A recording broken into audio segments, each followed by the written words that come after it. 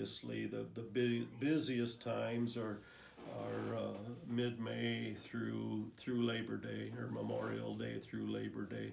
And the holidays are actually the busiest times, where there's 7 campsites out there, and most of them are full, and sometimes more than one or two groups in a campsite. So